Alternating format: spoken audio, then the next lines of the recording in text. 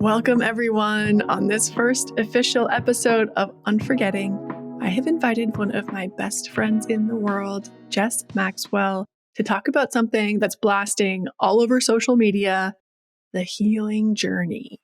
We talk about what the hell that means, why everyone is talking about it, how to know if we've gone through something bad enough that it warrants getting support, and what the hell to do when we realize we do need help. Make sure you listen till the end because we share both the easiest and most impactful ways you can start supporting yourself more today. But before we begin, let me tell you about my lovely friend, Jess. Jess Maxwell is a somatic healing guide who helps people move out of their head and back into their body and find a sense of safety, peace, and joy within themselves. Side note that in this episode, we mention things like addiction, loss of loved ones, and being triggered in trauma patterns. So make sure to take care of yourself if listening to this episode and hearing about these things isn't right for you today. Okay, I've said enough. Here is my conversation with Jess. So let's start with what is a healing journey, because that's something that we see a lot, especially if you're on Instagram in the wellness space at all, that influencers of all kinds are talking about being on like a healing journey. And I have like quotation marks around that. Yeah, I think for me, it's more about a journey of reconnecting to yourself. Healing journey makes it sound very much about something that has like a beginning and an end and a goal to achieve.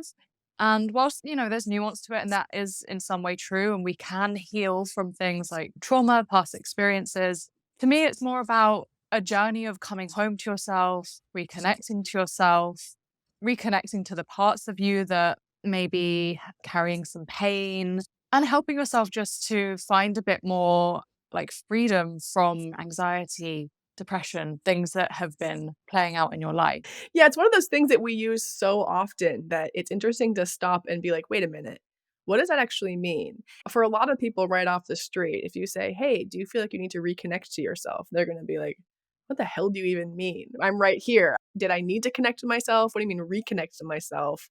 What does that look like? You were just talking about anxiety, depression, and things like that. So are those indicators that you need to reconnect to yourself? What does that look like, the connection to oneself? When we're experiencing anything that is like disruptive to our lives, disruptive to our overall well-being, maybe it's certain behavior patterns that come up, certain thoughts that keep coming up, anything that we're kind of experiencing on a like regular basis that is getting in the way of us feeling really happy and healthy and well, I think that can be quite a good indicator that, yeah, we do need to reconnect to ourselves.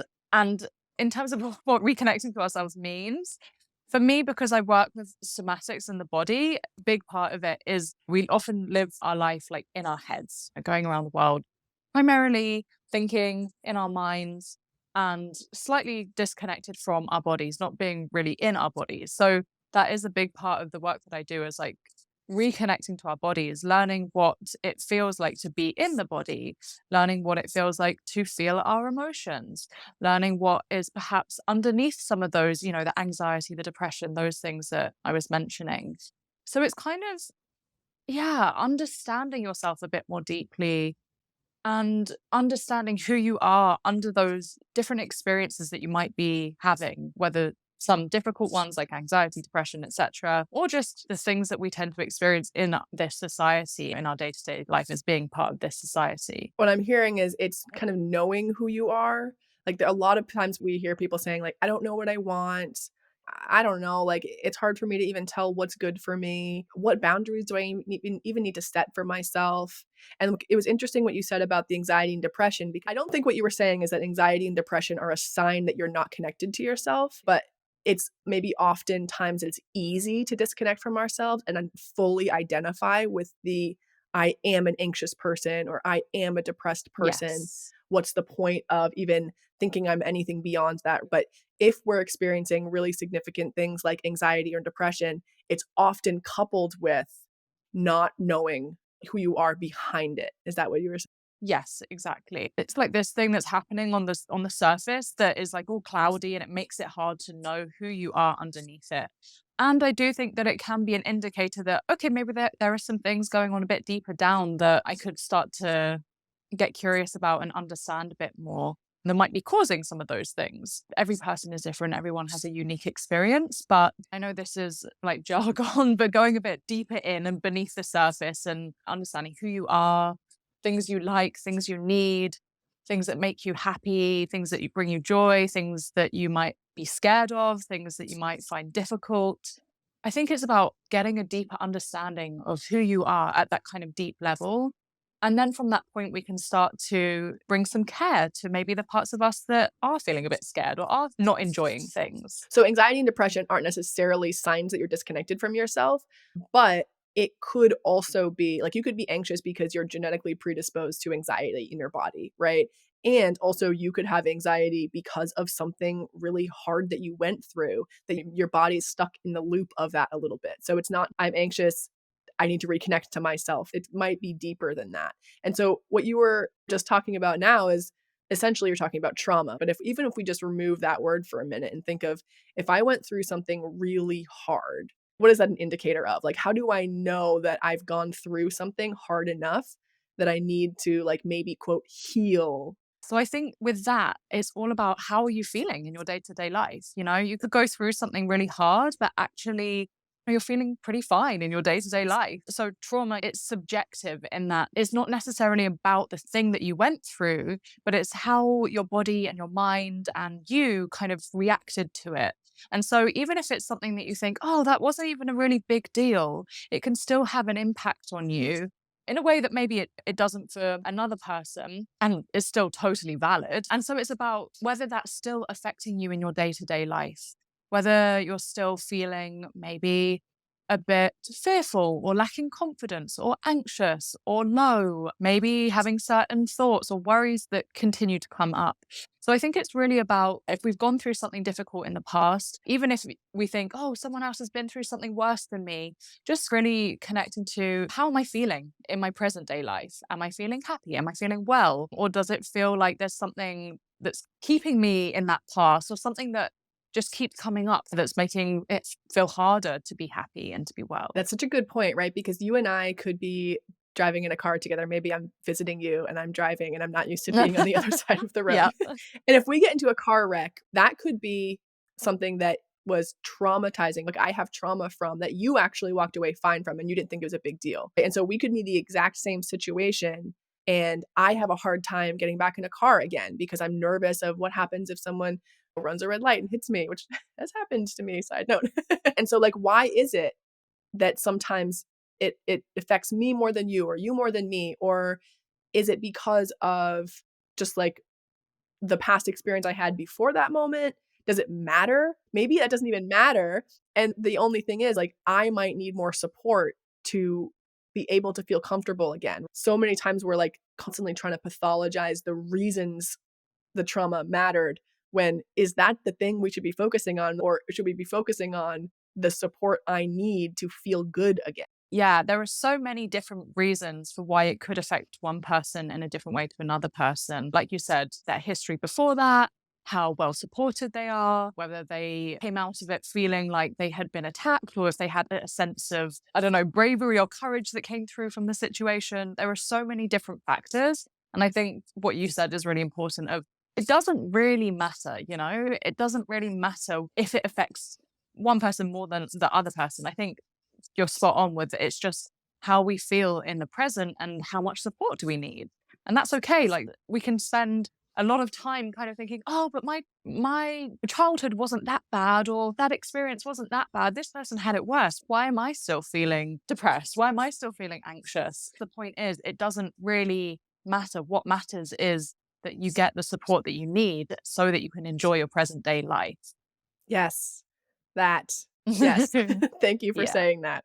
And on the same note, just one more piece about that is what's the difference between someone who is just like having a human experience? Like life is hard sometimes, right? Being a human isn't all perfect, happy, ecstasy every day. Also, there are like painful things that happen, or even just not having a great day, feeling grumpy. Like, how do I know that I need support versus I'm just a human and life sucks sometimes. Well, I mean, first of all, I think everyone needs support. I think all humans need support, but that is for different levels. You know, we all need community, we all need friends, we all need people who we trust and feel safe with and can just be humans together with. But I think that's a really great question because we often see this pathologizing of very normal human things, like even just emotions. You know, it's really normal to have all the different emotions: anger, sadness, joy, confusion, overwhelm, pleasure. Like it's all part of the human experience. And it's really normal to fluctuate between them and to have a very rich textured experience. And I think that is something that can be pathologized. You know, we have an emotion like anger come up and think, oh no, no, no, no, I mustn't feel that. This isn't right. However, I think when it starts to really feel like it's getting in the way of your day-to-day life and really impacting the quality of your life, that is where we might want to look at, okay, is there a need for a bit more support here? There is so much nuance to this because I think we can have both. We can be someone who has experienced trauma, you know, gone through something difficult in the past and be having some ongoing challenges like anxiety or whatever from that. And also still have things that are just part of being human. It's not either or. It's not, oh, you need healing or you don't. Like for me, maybe expressing anger like doesn't seem like I can do it without being consumed by it, or I don't know how to navigate it, or maybe I'm either fully consumed by it or I can't even access it. And maybe that's not something that you even think about. You know, you get angry, you know how to move through it, you know how to do it without being destructive to yourself or other people. And it doesn't really matter where that came from for me, right? All that means is I might need support to be able to move through this really human emotion. And maybe it's something like a quote negative emotion like anger or disappointment or frustration or whatever. Maybe it's also love. Maybe I have a hard time expressing or receiving love, right? Maybe happiness for me. I don't know how to feel happy. So it doesn't matter what the emotion is. It's do I feel capable and like in charge of my experience with that emotion? I think that's where knowing yourself and understanding, you know, understanding yourself, understanding your kind of experiences in day to day life, what comes up for you often? Is there, like you said, an emotion that feels particularly hard to feel and express and communicate? Is there a certain pattern, like perhaps pushing yourself at work or maybe being really critical of yourself? Are there certain things that keep coming up for you? And that's where we can get curious about, okay, this seems to be a recurring theme for me.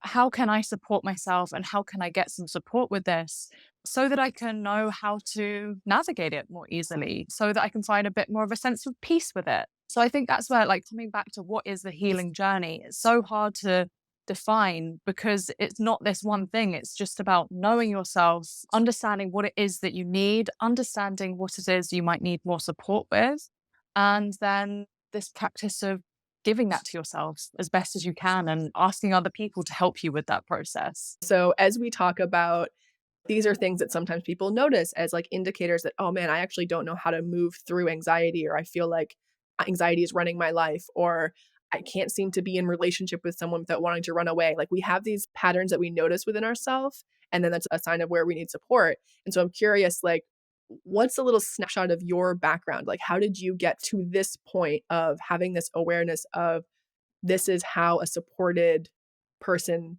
looks and acts and feels? Is that how you've always been? Did you always have this knowing, or was there maybe a path that led you here? Yes, it's definitely not how I've always been. Throughout my sort of teenage years, struggled quite a lot with a range of different things, anxiety, depression, manifested as some things like eating disorders and just a general sense of feeling a bit lost in my life, a lot of just feeling anxious and fearful and wanting to control things because everything felt quite scary and overwhelming. So that kind of continued throughout my teenage years and was something that I found really hard to deal with. And at the time, I had some counseling, I had some sort of talking therapy, and that it was very on and off, and it did help in some ways, but it was more for just sharing what I was feeling in that moment. And so I struggled with that on and off for quite a few years as in my teenage years. And then when I was sort of 18, 19, 20, I went through a more significant, difficult phase of my life, which I would call that trauma, involving my dad and his own mental health and his own struggles with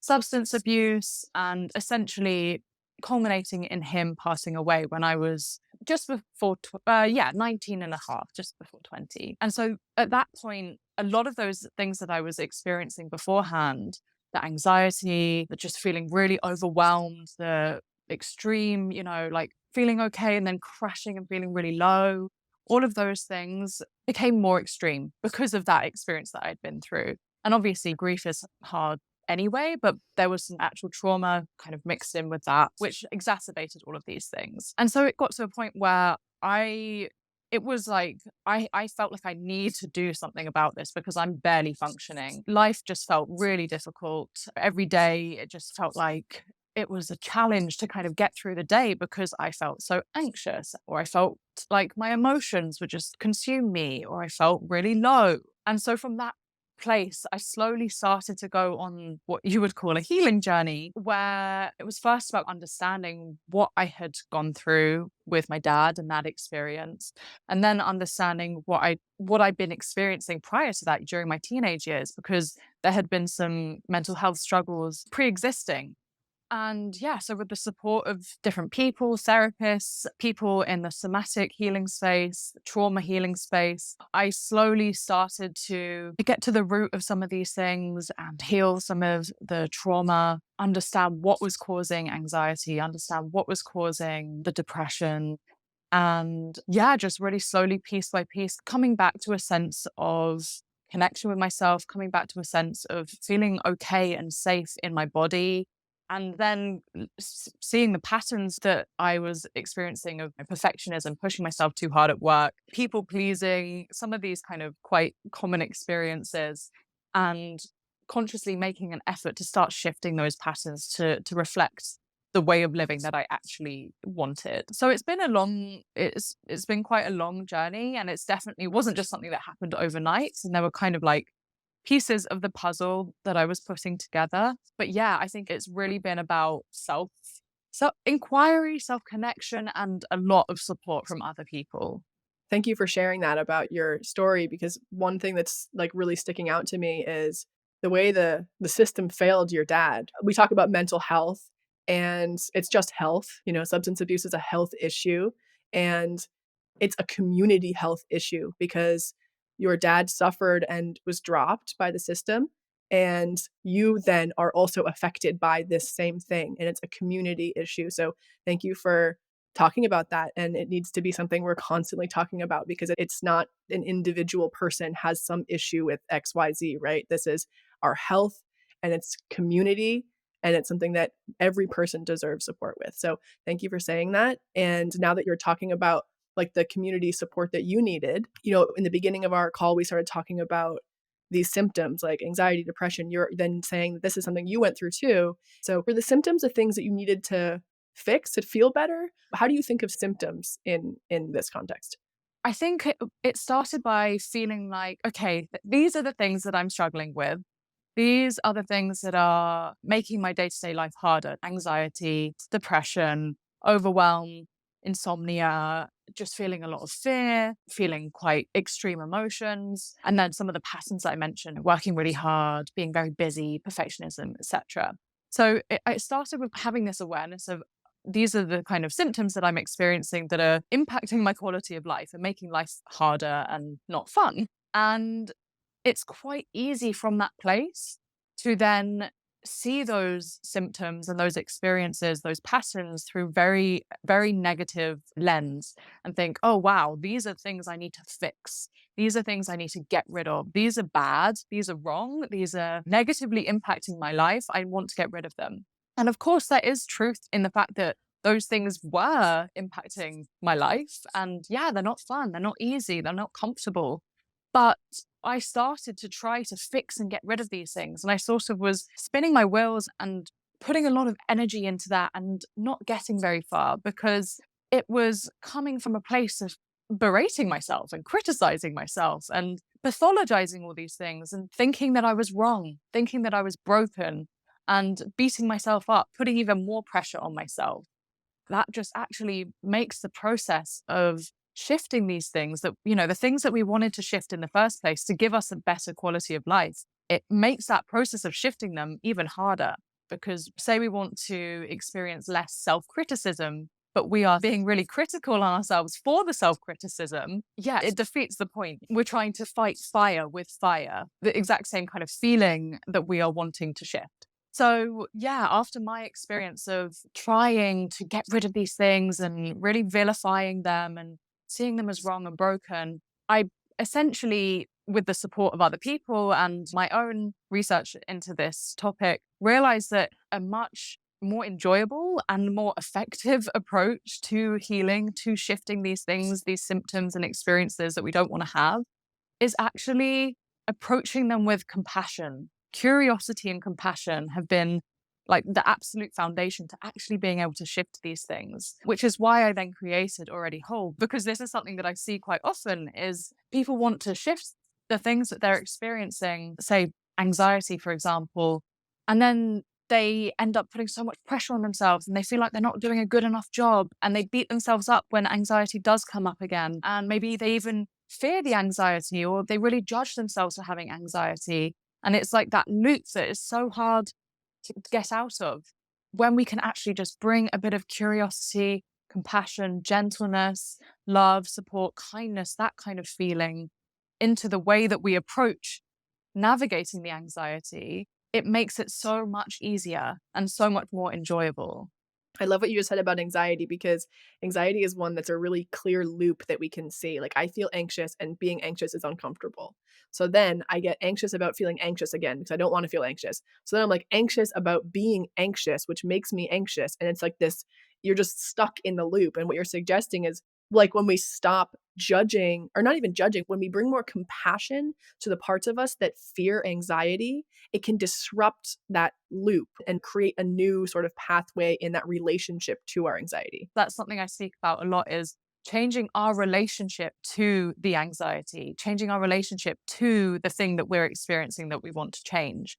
And as you said, yeah, anxiety is just such a good example of that, because you can have all these meta levels, meta layers of anxiety when you get anxious about the anxiety and then anxious about being anxious about the anxiety. It's a gift that keeps giving, right? You just, once you're in it, it's there. Yeah. So let's talk about, what does it look like then? Because in your story, in your life, you had something really terrible happen. And so now that you're in a different place in relation to that, what does being healed look like? Because I'm sure you still miss your dad. You still feel that that was a really terrible thing that happened. So is it like, do you just feel neutral about it? Like, what happens when it's true that something really bad happened and then we've healed? To me, it looks like not erasing the normal human emotions that are going to come up around that experience. So I'm always going to miss my dad. There will always be grief. There will always be certain emotions there. And that's okay. That's normal. It's part of being a human. But for me, in this specific example, before I had started sort of healing, if a memory came up of my dad, it would be accompanied with a racing heart. My body would tense up, or I'd feel like I'd been kicked in the stomach. My body would react in a very physical way. And that was because my body had a lot of fear in it and was in this kind of survival response around the trauma with my dad. And so now that I have allowed the body to process some of the fear, some of the deeper emotions around it, there's more of a sense of peace and calm around it. I can have a memory of my dad come up and I don't get that physical bodily reaction of being kicked in my stomach or my heart racing and my body tensing up. It's not that we can erase the past. It's not that we aren't ever going to have emotions come up, but it's just a bit of a more sort of grounded, not completely neutral, but a bit of a less extreme, less heightened experience when we do have memories or stuff like that come up. So it sounds like it's almost like more you, like you are experiencing the memory rather than those knee-jerk emotion sensations dictating how you're experiencing the memory. Like the like innermost self of who you are is experiencing it rather than that being like hijacked by the emotions. Hijacking is quite a good way of thinking about it, especially with experiences that we can think of as traumatic, because even though they took place in the past, they can hijack our emotions, our physical body sensations, how we perceive the world in the present day moment. And so when we start to heal those things, we are no longer really being hijacked and controlled by them as much. So you can just be you, kind of the real you, not the you that has never experienced, the bad thing, but yeah, less controlled by the past and more able to just be you in the present. Yes, I feel that more with like the reconnection to yourself. It's reconnecting, letting you run the show, not the anxiety, not the fear, not the heart racing, but maybe that's still happening, but you exist. It exists within you instead of you existing within the sensation. And for me, even just a few years ago, I experienced pretty crippling anxiety like most of the time.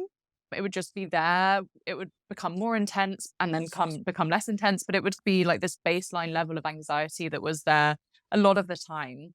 And now, after doing a lot of healing and specifically somatic work, working with my body and nervous system, which is responsible for anxiety, it's not that I never experience anxiety now. It's just, it's no longer controlling me. It's sort of, I'm here and I just have the normal way, like the normal fluctuations and waves of emotions, sensations in the body. A bit of anxiety comes up in response to something, a very normal human reaction to things in life, and then it goes away. It's really about, yeah, not being hijacked by it anymore, not being controlled by it anymore. And that's where I think it's really important to have that perspective that, yeah, humans are going to experience lots of different emotions. Humans are going to experience anxiety, even periods of depression. It's just whether the experience is able to just come like a wave and flow through you rather than just being there all the time or being a tsunami that completely like washes over you and takes over you. We're talking about this with kind of an extreme example. That's a really obvious trauma is the loss and the experience of that. And also, like, I see this happen a lot with people. If you are a human who wants to be partnered, I see this a lot in the dating experience where it's not a huge, like, obvious trauma or like shaking loss, but I've seen people that, are in relationship, that relationship ends and maybe that like their ex did something that was unkind to them or maybe they betrayed them in some way, and then going forward, I can't seem to date. Like, it's just, I can't do that again because I let someone in before and it didn't go well. It didn't end happily ever after. And so, not letting myself open to love again, it doesn't seem like it's a conscious thing people are doing. It's that experience is dictating without my agency, without me really choosing. So, it doesn't necessarily need to be this huge trauma, right? It can be something that was really sad that happened. That's a really, quote, normal experience for everyone to have some sort of breakup and sadness. But for some people, if it's making the decision for you and you don't feel like you're actually in control of being able to make your decisions because the sensation, the fear, the anxiety, whatever it is, anger, fear is taking over, that's an indicator that maybe you need some support to get you through. Yeah, and I think that's a really, really important thing to talk about because it doesn't always have to be this huge, terrible experience that happened to you. It can be something that is a bit more normal to experience that most people will probably come across in their lives. And it can still have an effect on you in the present day. Like, it doesn't have to be something really big. It can even just be the people you grew up around. What kind of emotions were they experiencing? The school that you were in, did you have a really mean teacher? Or the society that we grew up in, were you socialized as a girl and told that you needed to behave in certain ways? And so it really doesn't have to be this like huge traumatic experience in order for it to still be having an effect on you in your present day-to-day life, which is why I think it loops back to what we were saying at the beginning of it's so important to qualify, oh, was this a big enough of an experience in order to be causing me these symptoms, this anxiety? It's more just about, okay, what patterns are showing up for me in my day-to-day life and where do I need some support? Are there some parts of me that need some love? Yes, and I love that you mentioned how we're socialized. If we are socialized as female or male, that makes a huge difference, right? If you look at suicide rates with people who are socialized as men, it is way higher. So there's some piece in here around what culture were you in? And Jess is in England, I'm in the US. We're from pretty individualist cultures too. Like, you need to qualify your need for support in order to be able to ask for it. And we're suggesting it doesn't matter what happened. It's how are you feeling right now? Like, how are you feeling in your day? Yeah, it can be really important and empowering to understand, oh, okay, yeah, so those are the pieces from the past that have led to me feeling like this now. Like, oh, yeah, in my family home, I was sent to my room when I felt upset. And so now I find it really difficult to cry or to share that emotion. Or, yeah, I had this experience in a relationship and now I'm finding it really hard to be intimate with someone. Or I'm a man and I was told that I need to be tough and not show my emotions. And now I'm finding it really hard for that reason. And so it can be really important. And yeah, like I said, even empowering to understand the pieces of the puzzle that led to why you're feeling the way you're feeling now. But it's not essential. And what's most important, as you said, is just how am I feeling now? And are there areas of my life and feelings that I'm experiencing that I'd like to shift, that I'd like to find more ease with or more happiness in? I think it's really helpful to just focus on the present and like, okay, what is it that I'm needing now? Yes. So let's start talking about support. We've been saying this, oh, maybe you need more support, or I had more support, or support helped me through. So let's actually talk about some ways that you can get support. Like maybe you've identified, okay, anger is hard for me to move through. I need more support, or love is hard for me to move through, happiness, fear, anxiety, whatever it is that you're wanting more support. And so I'd love to hear maybe breaking this down into ways of like, how can we support ourselves? What is community support? We've talked about community a couple of times, and then maybe even like a professional side of support. I want to start with self because you're the person that you're with all day, right? And so if we're able to support ourselves, that's going to be one of the most influential things because you're always with yourself. And side note also, I know that sometimes community or professional resources are not an option for everyone for lots of different reasons, but you are always going to be with yourself. So let's talk about how can you support yourself through this healing journey. The absolute foundation for this work and for supporting yourself is the two C's of compassion and curiosity. Curiosity is important for just understanding how am I feeling? What's going on? What patterns do I experience? How do I feel in relationships? How do I feel at work? How do I feel on my own? Are there certain emotions that feel difficult for me?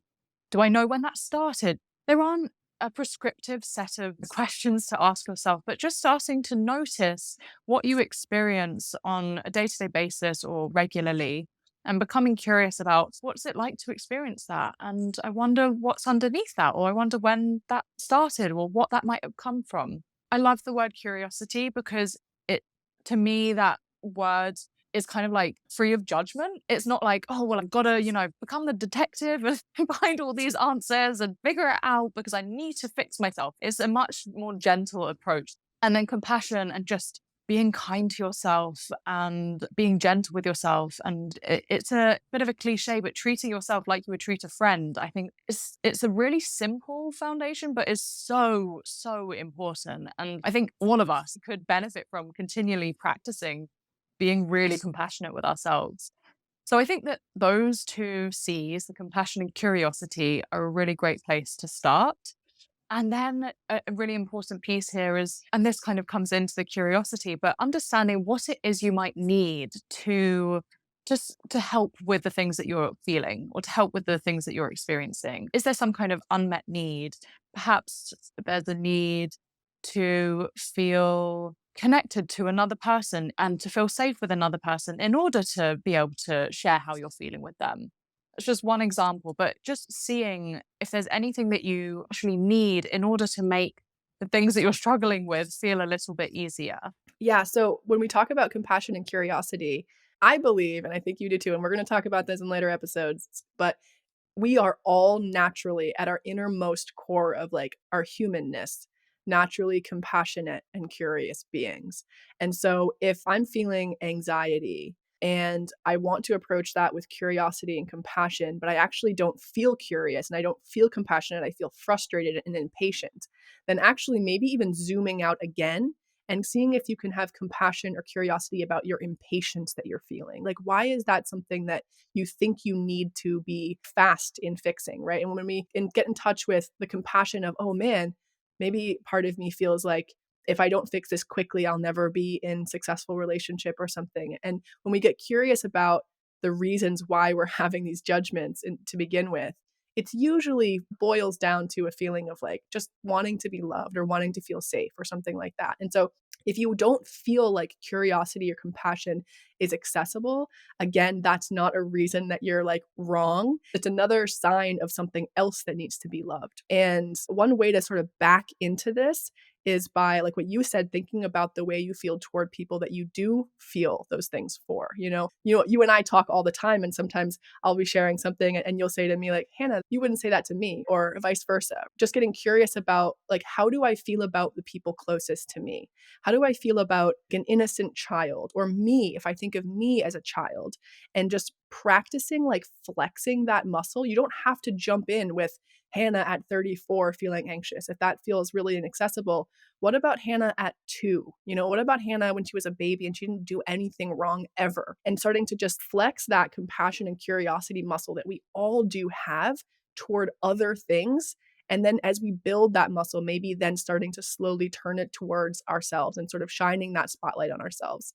And if you're listening and that sounds like you, like, I just can't do it for myself, there's a meditation called the Metta Bhavana, which is loving kindness. And if you just like YouTube search or Google search loving kindness meditation, it's a really interesting guided practice where it walks you through feeling compassion, feeling love toward other beings, and then moving it onto yourself. So that's one tidbit that you could try. Yeah, I'm just really glad that you spoke about thinking about our younger selves, because a lot of the things that we experience, as adults in our present day lives do tend to stem from our younger selves, whether that's us when we were a child, from experiences we had then, or maybe even just something we experienced a few years ago. But I find that a really helpful and accessible way to start practicing bringing some of that compassion towards ourselves is to connect to, some people talk of it as being the inner child, but you can even get like a picture of you from when you were younger, like this 5-year-old who was really innocent and sweet, and practicing feeling that compassion towards them. When you feel frustrated with yourself, maybe even looking at that picture of them being like, oh, sweet little Jess, sweet little Hannah, and seeing if you can feel that, compassion towards that version of you, that younger version of you, who actually is still kind of living inside of you, the inner child. Because especially when we peel away some of the layers of like, okay, what's really going on here? Say I'm anxious, and we start to peel away the layers. Often we will get to what's underneath it is this like younger version of us who's feeling scared of not being loved, feeling scared of being rejected, feeling scared of not being good enough, or maybe feeling scared of actually not being safe. And so that can be a really powerful practice to, whenever something comes up as an adult in your present day life, like the anxiety, to, look at that picture of younger you, or in whatever way feels good, reconnect with your inner child, the little one living inside of you, and practice giving them some compassion, understanding that what you're experiencing now might be a reflection of actually what you had experienced when you were younger. For a lot of us, the inner child idea really resonates instantly. And if that doesn't totally land for you, maybe I'll even suggest that when you say the inner child is the one that's feeling the root of the anxiety, another way to even think of that is when you were younger, maybe a pattern was created and that pattern is still functioning within you. And so it's not that inside of you is like a tiny person, right? But essentially, a lot of the beliefs that we have were created when we were really young. And so having compassion for the way that that pattern started is essentially the same thing. And one other thing I want to add, the curiosity piece, when we talk about supporting ourselves, if you've never tried supporting yourself before, then you're likely not going to know what helps. If you knew what would help, if you knew what kind of support you needed, we'd probably already have done it, right? And so just a gentle reminder that it's normal if you don't know what would help. And what I like to do is think of it as like a data collection phase. If you have never tried to support yourself before, what if you approach this with just a lens of what could work? What does it feel like when I reach out to a friend and share how I'm feeling, someone that I trust? And if it didn't totally feel great, okay, that's just data. Maybe that's not something that I have in my tool belt for support right now. What about just getting a cozy blanket and treating myself like I'm sick, just making some soup, putting on a nice show, and just being really sweet to myself? How does that feel in me? So trying not to have like a vice grip on, I need to do the right support thing. Because even if something was supportive for you last year, we're constantly growing, we're constantly having different needs. And so having a bit more space for it to be a practice, like practicing new things and just collecting data on this feels good to me. And maybe it doesn't feel good to Jess, but I'm trying it for me. Or maybe Jess said, "What if you try this?" And then it did work for me too, right? But just having some space to not need to get it right or to not need to know, but to have the practice of just practicing new things. I think even, the practice of like getting curious about, does this feel good for me or not? I think that in itself is such a powerful experience. You're giving yourself the time to really question, okay, what do I like? What don't I like? What do I need? What don't I need? And I think the more that we can step away from seeing healing as something to get right or a set of rules that you need to do perfectly, the more one, enjoyable it's going to be, and the more you're actually going to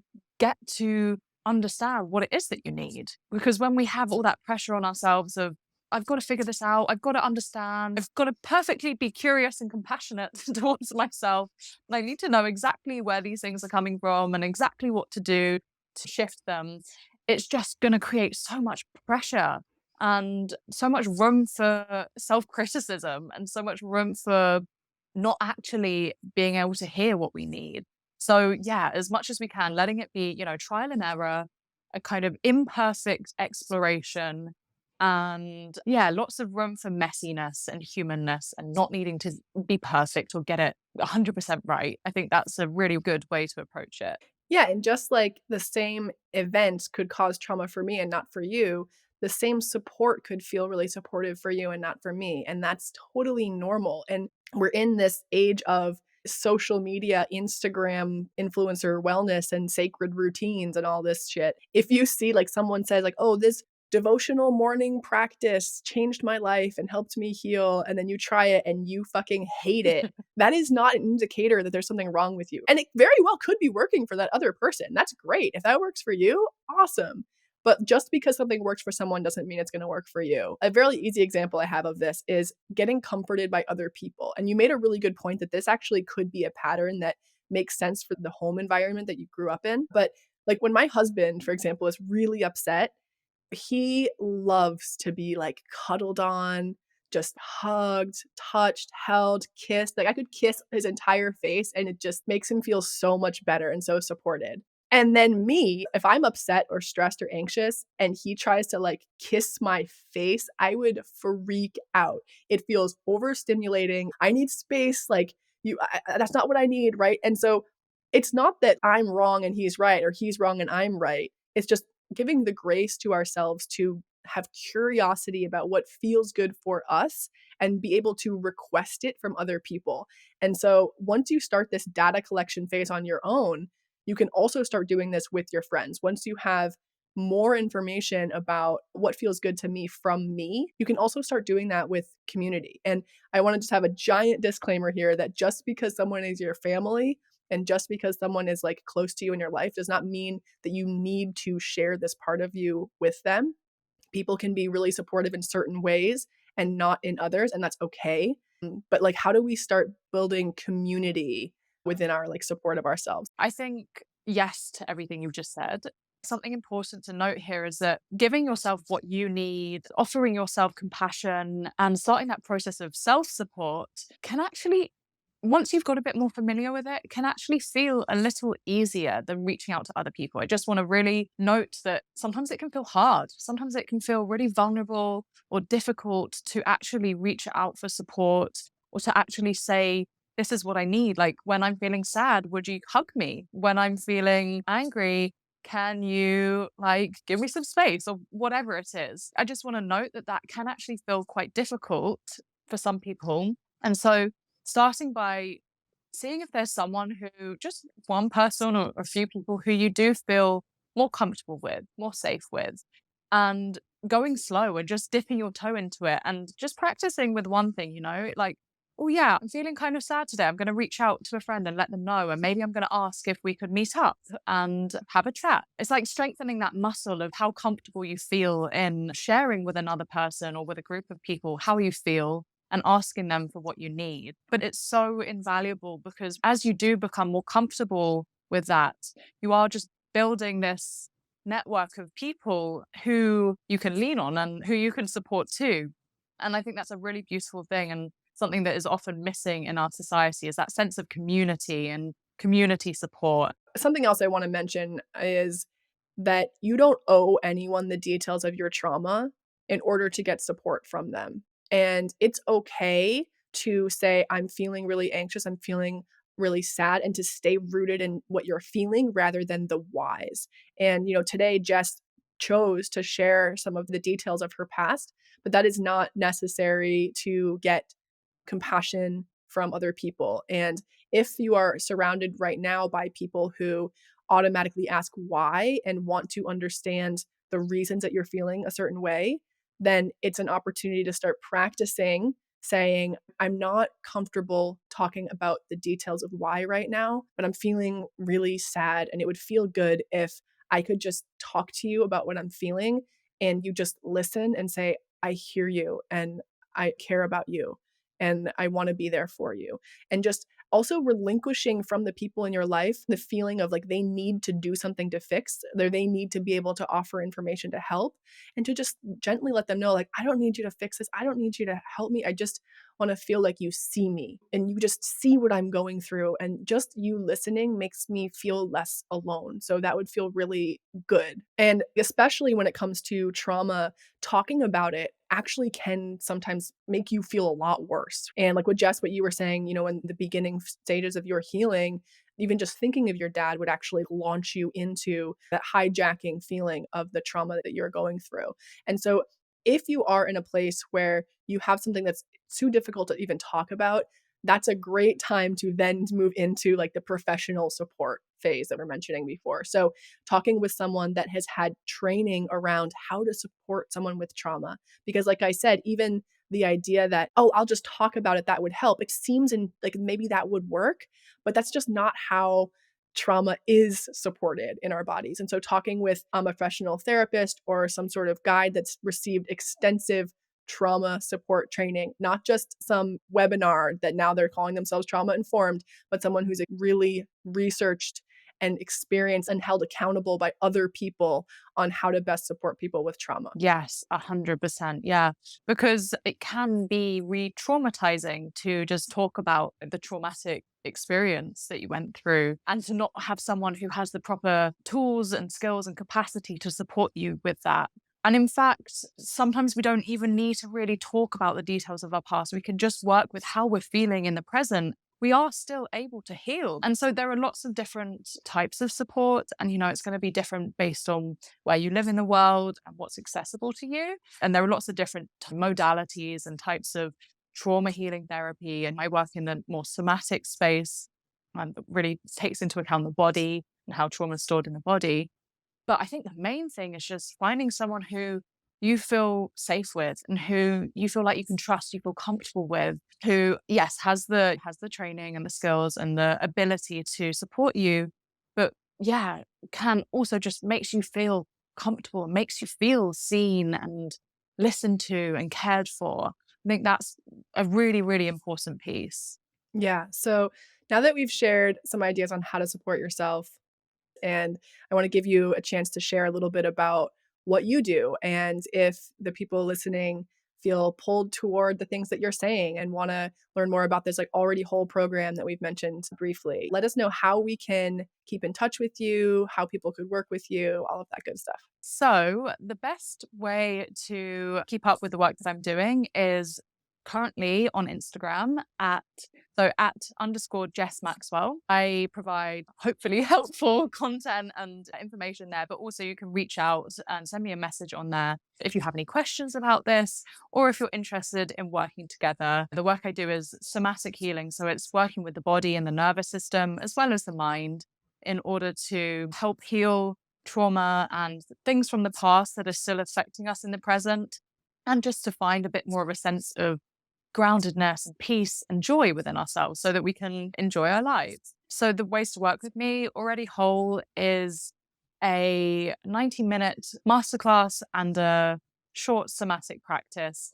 And it's really taking some of the principles that we've spoken about today into much more depth and looking at really the foundations of how do we heal from trauma, but also just patterns that we're experiencing, anxiety, people pleasing, perfectionism, things that just keep coming up in our day-to-day life. It doesn't have to be from a big traumatic event or experience that happened. And then I also have my one-to-one offerings where I support people. We work together in a private one-to-one capacity, really help them to reconnect to themselves and find a sense of peace and happiness in themselves again.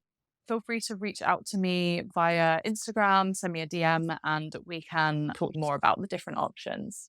Yeah, and even if you aren't in need of that direct one-on-one support or a program right now, even just following Jess on Instagram is such a refreshing place on Instagram for realness and vulnerability and like the perfection of a messy life, like the perfection of allowing things to not need to be perfect. And the content that you post is just so validating in this over influencer washed Instagram world. So thank you for sharing that. And as we close, Jess, thank you for being here today. I always love spending as much time as possible talking with you. It never feels like enough. Yeah. So, Thank you for having me. Thank you. It's been great. hey, friend, thank you for listening to this episode. And now I've got a favor to ask you. If you resonated with what we talked about, can you send this episode to a friend or maybe a couple of friends? Because my vision for this podcast is that it starts conversations that extend beyond our AirPods. Let's bring these chats into our real lives with the people we spend the most time with. So if you want to join me in creating a community of people who talk about what's real and raw and true, then send this to a friend and continue the conversation. We can't build this without you.